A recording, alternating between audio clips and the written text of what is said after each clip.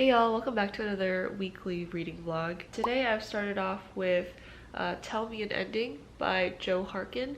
This is going to be released on March 1st. This book is set in the near future where a company has developed the technology to delete selective memories, and I think it follows 4 different people as they kind of deal with the consequences and fallout from what it means to have your memory deleted. This book starts off from the point of view of a woman named Noor, who is part of the company. I have no idea how to pronounce the company name. Let's see, the company name is Nepenthe.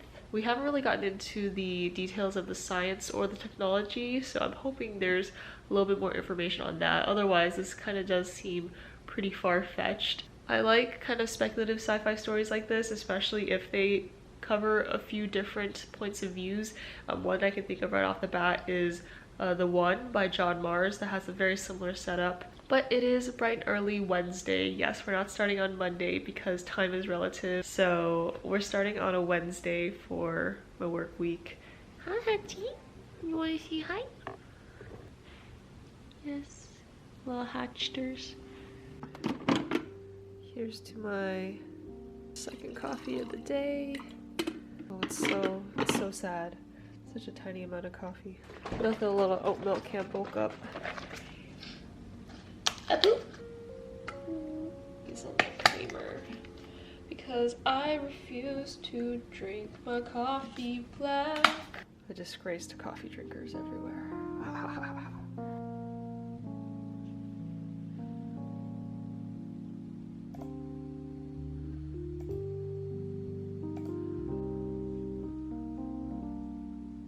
Hey y'all, it's the end of work, yay!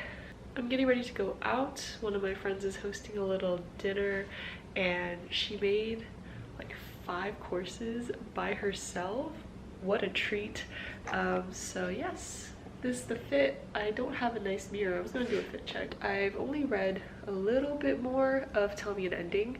I think I'll update once I get through all 5 POVs, and it seems like there are maybe 4 or 5 parts that cycle through each person's POV. And I've been listening to quite a few books on audiobook. I recently started Survive the Night by Riley Sager, which is, you know, one of the books that the people I follow were anticipating a lot last year, but I don't think it received that great of reviews, so I'm kind of interested to see how it goes. Good afternoon. I'm about to make my Feel Alive drink of the day, and I saw this interesting pop-up from Tasty that said hibiscus latte. That combination would sound a bit weird to me, but I've been really into kind of fruity, milky teas, so I'm gonna try that out today. I got my most recent favorite mug.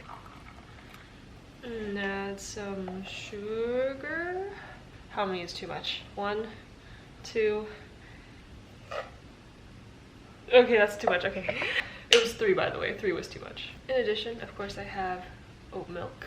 And actually, I'm really excited to show off my little haul. So I've been wanting to try out the app Too Good To Go for a long time. It's an app catered towards helping restaurants and businesses reduce their food waste by selling leftover food at the end of the day for a steeply reduced price. So I got an order from Shipley's, not really expecting a lot, but look at everything in here. And for only like $6, this store, the GOAT. I got some donuts in here. I think these aren't just regular glazed ones, they're filled. I have some kolache. And then the biggest prize of all, ta-da! Oh my gosh. Aren't these just beautiful? Ugh. So I have my afternoon tea and snacks ready. I don't have much of a book update for you all, but I've been reading a lot of kind of books on the side. I'll keep chugging along at Tell Me an Ending and give an update, like I mentioned before, after I finish all 5 point of views. Alright, my counter's a mess, but I kind of wanted to see if I could get a cool shot of me pouring this in.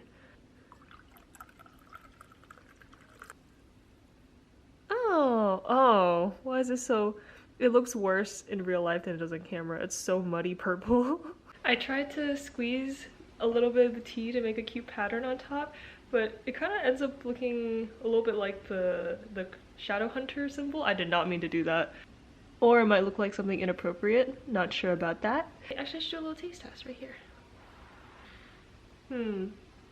Not bad.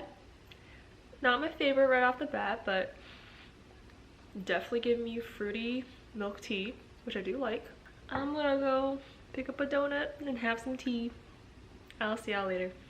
Hello, next day, and I finally have a substantial update on Tell Me an Ending. So I finished part 1, where we've gone through all 5 points of views, starting with Noor, which I did talk about briefly.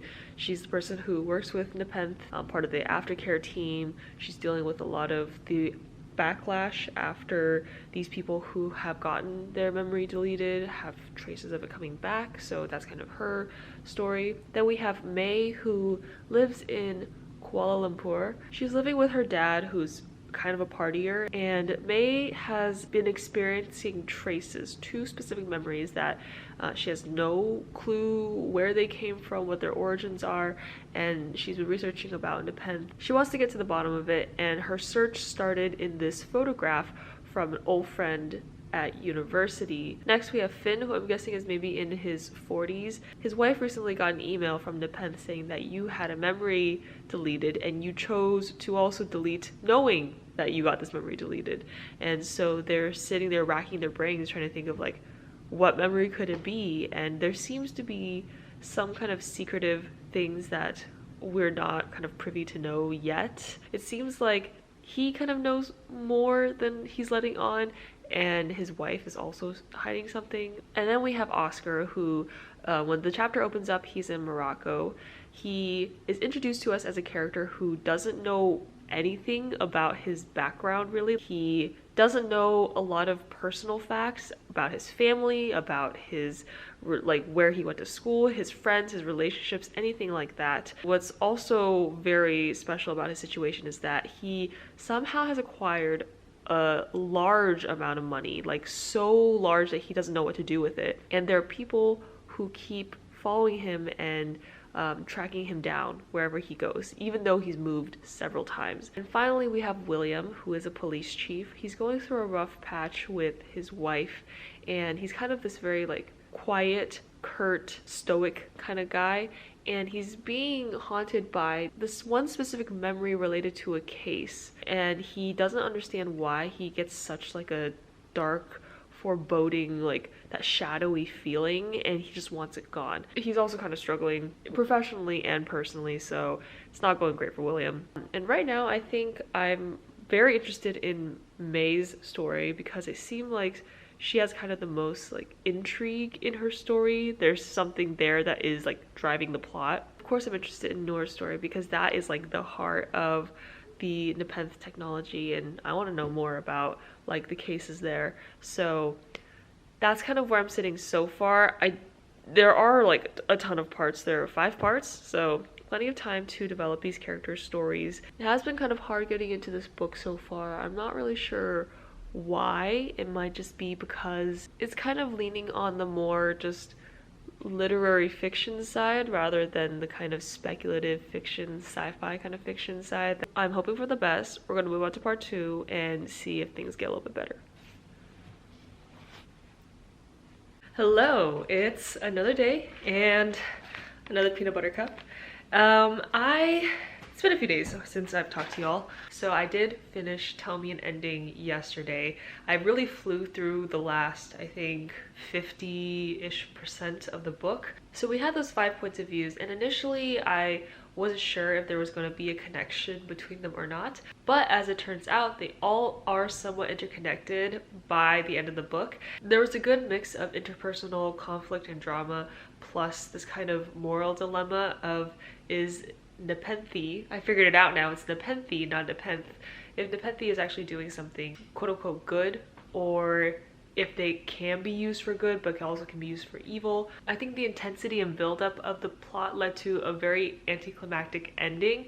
That doesn't mean I didn't like the ending. It's also not super science fiction-y or speculative as I was kind of hoping for, so that's definitely one thing I learned about the book. Overall though, I really enjoyed it. I think it's a much more philosophical take on like memory deletion. So it was definitely fun. I had a good time. I liked all the characters, and I would definitely check out other things from the author. I gave this book 4 stars. But yeah, I'm currently having lunch. I just finished my favorite Japanese curry. It was so good. And I also have plans to read a bit after work. I'm currently trying to get through House of Earth and Blood to read the sequel. I didn't realize how thick the book was until I got like the physical copy. It's a chonker, that's for sure. And also start on my next arc, which is much lighter than Tell Me an Ending. It's A Brush with Love, and this is like a dental school romance. Funny thing about this is I generally don't like the dentist. I don't like going to the dentist. I think that's a pretty common fear, but this was the first time I'd ever seen a romance set like between dentists in dental school, and the description just jumped out at me so immediately that I was like, I have to check out what this is about. Like, we have doctors, we have regular office co-workers, we have librarians, policemen, coffee shop owners, but where are the dentists in this equation? Dentists need love too. I haven't had a good romance in a while, so I'm excited to see what this arc is about. I also wanted to kind of show off that I went to the library this weekend. I absolutely love my library. It's just so beautiful, but it was really busy this weekend, like a lot of little kids running around, but I did pick out a few books that I'd either been eyeing or were very new to me. Alright, so while I was at the library, I started this book, Nothing to See Here by Kevin Wilson. This book is about a woman who goes to become a nanny for these 2 children of her best friends. These 2 children, whenever they get really excited, they start on fire, and it's a whole big deal because they're, you know, not very usual children. They require a lot of extra care, and the children's father is a very important senator, so there's like this extra layer of anonymity that needs to be put onto these children and what's happening to them. So this book leans on like the trying to be humorous and funny side, although it is coming off very dry humor to me right now. I'm about halfway through, so quite a bit through. I do enjoy the story. I like the children. I think they're very interesting little kids, but I don't love the writing style. There's some kind of iffy things about it. Then I also got Space Opera by Catherine M. Valente. She was the author of Comfort Me with Apples, which I read a few days ago, and that story just kind of like really stuck with me. I just love the way that she had her very slow reveal, how she paced everything, and just the language was very beautiful. So this was the other book that I had seen the cover of from her. I just didn't connect that these 2 are the same authors. This is about this thing called the Metagalactic Grand Prix, which almost seems to be like an intergalactic festival or like an intergalactic competition, contest, something of the sorts. Space opera seems like it'll be like a funky, weird kind of space book. Then I got a book that I've never heard of. The cover and the synopsis kind of jumped out at me. It's The Eighth Girl by Maxine Mei-Feng Chung, and this is a book about a girl who gets a job at a gentleman's club and kind of gets ensnared in this very rich, important person's circle. Next book I got, Exhalation by Ted Chiang. This is a collection of sci-fi stories, and it's very, very highly rated on Goodreads. Excited to read more short stories. And then the book that I was really excited to find, The Dating Plan by Sarah Desai. This is a romance that was really popular either end of last year or early last year. This is a fake engagement / fake marriage book about Daisy, whose family expects her to marry, but she's not really interested in that, so she needs a fake fiance. And then Liam, who's been left this inheritance that's contingent on him being married, so he also needs a fake fiance. These 2 know each other, have mutual friends, and they decide that to both their benefits to get fake married. So, you know, obviously, love a good little fake engagement, fake dating. I've been definitely craving more romance books in my life. I feel like so many of the things I've read recently have just been really heavy that I've been looking for something very lighthearted and fun. So here it is, my little library haul. More books to read on top of the mountain of books I already plan on reading. The afternoon sleepies are really hitting hard today, but I wanted to come on and update a little bit on A Brush with Love, which I started last night. I don't think I actually mentioned who the author was. This is by Mazey Eddings, and this first follows Harper, who is in her last year of dental school. She's kind of the top of the top, and she has aspirations to go into oral surgery rather than do the typical path of going into family dentistry. And one day she unfortunately falls down a flight of stairs right into Dan, who is a first year. Dan is a reluctant dental school student. He doesn't really want to be there, but because he feels this duty to help his family's dental practice, he kind of like forced himself to go there. So when Harper falls onto Dan, she breaks this model that he was making, and she feels so bad that she offers to help him put it back together that night. Dan is kind of immediately enamored with Harper, and Harper's honestly not interested, so you can already feel that there's something going on there. And this is like the quickest I've ever seen two characters in a romance immediately just meet and like get together and start getting to know each other. Through the plot development now, I have a feeling that we're gonna get to know each of them as separate characters through the conversations and interactions that they have, but I kind of wanted more development of them individually before they kind of got together. I don't feel particularly invested enough in this relationship to really pay attention to what's going on, which I think would have been helped if I had known who they are as people a little bit more before they met. I'm not sure where it's gonna go from here. I'm crossing my fingers hoping that's good, but it is giving me that more lighter kind of break in between all the very intense books that I've been reading. I am feeling so lethargic. And I've already drank like 2 or 3 cups of coffee, so I really can't drink any more caffeine. Last night was actually really nice because I spent like 4 or 5 hours just focusing on reading, and I haven't had a night like that in so long where I could fully immerse myself in a book, just sit comfortable, watch a reading sprint. And I got through about 2/3 of the way through House of Earth and Blood. Yes, House of Earth. I always want to call it Crescent City, House of Earth and Blood. I got 2/3 of the way through, pretty good. And I managed to finish Nothing to See Here by Kevin Wilson. This book was okay. I gave it a 3 stars. It did have those funny notes, emotional notes. The kids were probably the best part of the book. They've gone through some stuff though. Like this also, like, trigger warnings for this book. This is like out of nowhere, stuff just happens. I think it was partially the writing style I didn't really love about this one, / character development, / where the plot went, but yeah. I gave this one a 3 stars. Welcome to another installment of Afternoon Drinks and Angela. Today we have chai. This is a chai tea, first of all, chai latte concentrate. You just have to add milk. It's very strong. I really like it.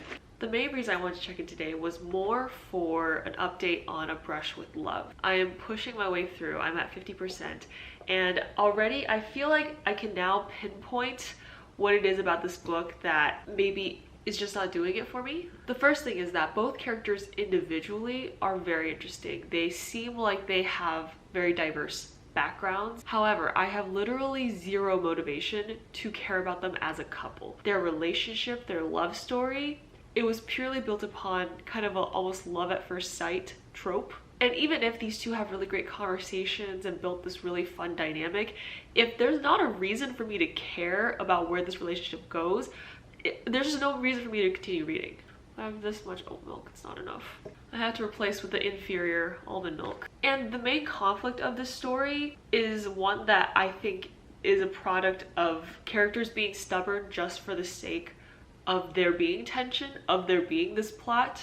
And then one thing just happened in the book that is possibly it's becoming one of my least favorite things in romances, and it's where like the main guy love interest kind of acts in this like buff alpha male kind of way in an attempt to stand up for their lady, but really just comes off kind of douchey. Harper, the said lady, is actually a really strong character. She's super confident in her opinions, and she's very confident in her abilities, and she's not afraid of confrontation. But then this guy has to swoop in and be like extra about it. That doesn't really sit right with me. As I'm reading this, I'm just getting the sense that a lot of time and effort and love was put into making Harper and Dan as characters and giving them a really rich backstory and setting them up for how they would interact as characters. But then all the rest of the side characters kind of got lost in that process. Harper has a group of 3 other friends, and they very much just kind of seem like people there to be Harper's cheerleaders. They don't have distinctive personality of their own. Most of the time that they appear, all their purpose is to tell Harper to get together with Dan. And then Dan's only other friend that's mentioned, Alex, he's not much better. He's there to try to hit on one of Harper's friends and to be the weird, kind of quirky, out there roommate. A combination of all those things have made this book kind of hard to get through. I'm only at about 50-ish% right now, and I feel like I've been reading this book for forever. I don't think my opinion will change much even if I get to the end of the book. It's a little rough right now, not gonna lie. Spicy stuff. Oh. Hi friends. So I went to the library again. This was not in my plans necessarily. I had one book that I put on hold that became available, so I was like, okay, you know, I'm gonna go pick up this book. I might just have a little browse just to see what's up. And then I came back with like 8 books. I love how I'm doing library hauls like they're actually book hauls. I'll start with the book that I actually went there for, and it's A Certain Hunger by Chelsea G. Summers. This book is for a secret TBR video. This follows a food critic who is obsessed with food, who is obsessed with sex, and this seems like it's gonna be just her story. I love books like this, honestly. I probably would have checked this out even if it wasn't for the secret TBR video. Next, I have People Like Them by Samira Sadira, and this is a mystery suspense. It's set in this French village, and it's in a setting where like everyone kind of knows each other, but then this family that's very wealthy and flashy moves in and something starts happening between them. The synopsis for this reminded me a little bit of Leave the World Behind. Next, I got Her by Laura Zigman. This is a book about a woman who becomes kind of obsessed with her fiance's ex-fiance because she's this very like glamorous, kind of seductive woman, so she feels a little bit threatened. Next book was one that I added to my TBR last year, and it's The Queer Principles of Kit Webb by Kat Sebastian. This is a gay romance following the main character Kit, who I think used to be into some shady stuff but kind of has left that behind. And then there's this friend, Lord Holland, Percy if you will, who needs this book and kind of needs nefarious methods to get to the book, so he kind of enlists Kit's help. I really like the cover. I think the cover design is really cute. Next was also a book I was really excited to read. It's Open Water by Kayla Azuma Nelson, and I didn't realize how thin this book was, but it's a story of love between two people. I think it's going to be a really emotional, kind of intimate, raw story, so excited to read this one. Next book was one that I've never heard of. It's called My Friend Natalia by Lauren Lindstedt. This follows a therapist and her client Natalia, who seemingly has a sex addiction, and they develop this interesting relationship. And finally, we have The Brightlands by John Fram. It's a mystery suspense about a guy who grew up in a very conservative town. He came out as gay and he kind of left that town behind, and now he has to go back because there's some mysterious kind of dark forces at play. I don't remember if this one was supernatural or just kind of mystery suspense. Very excited for a lot of these new books that I've never heard of. Let me know if you guys like watching library hauls. I love seeing what people get from the library because I always feel like it's a little more out there than regular book hauls, so let me know in the comments. You know, I didn't mean to make all my updates about A Brush with Love centered around me making coffee, but here we are. I'm making another coffee. I finished A Brush with Love. I think the focus of the story was meant to balance romance and mental health. With Harper in the story, she goes through a lot of major anxiety attacks, and that part of her kind of rules her life, and she does work towards getting better. The story has kind of the feeling of I am the main character and no one else's story matters, because in the story her friends only exist to help Harper, to encourage Harper to get with Dan. Dan really only exists to like Harper. He has his own life and issues to work through, but they're resolved pretty quickly or like without a lot of difficulties. I also wasn't the biggest fan of the romance. I just wasn't invested, as I said from the beginning. I think ultimately I'm gonna give this book a 3 stars. If you're looking for a romance without a ton of like those tropey frills, this might be a good book for you to pick up. If you want to see a character working through her mental health journey, this is also a pretty good book for that. Overall though, I don't think this one was for me. I'm not sure when I last updated, but here we are with another book.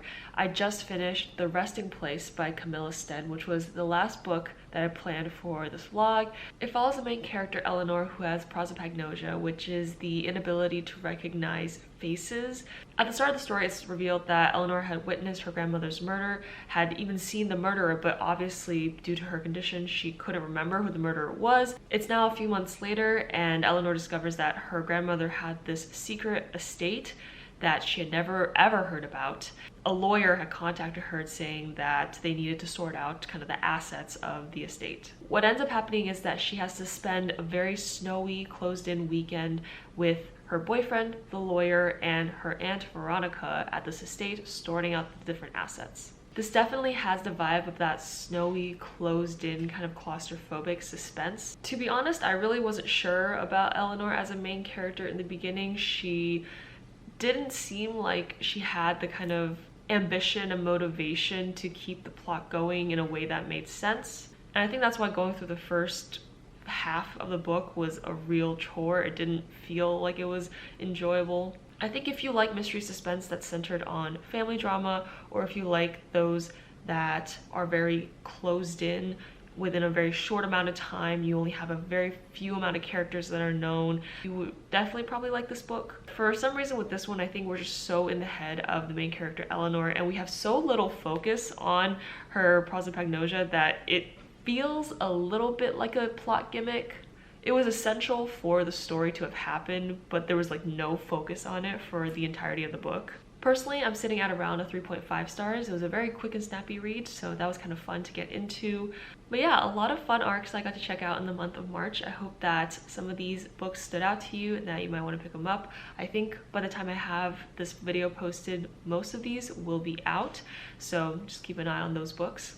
Thank you for watching, and if you like this video and want to see more book content from me, you can find my Instagram, Goodreads, and Storygraph linked in the description, along with a triggers warning document that will contain all the books that I talked about in today's video. Thanks for watching, and I'll see you all next time.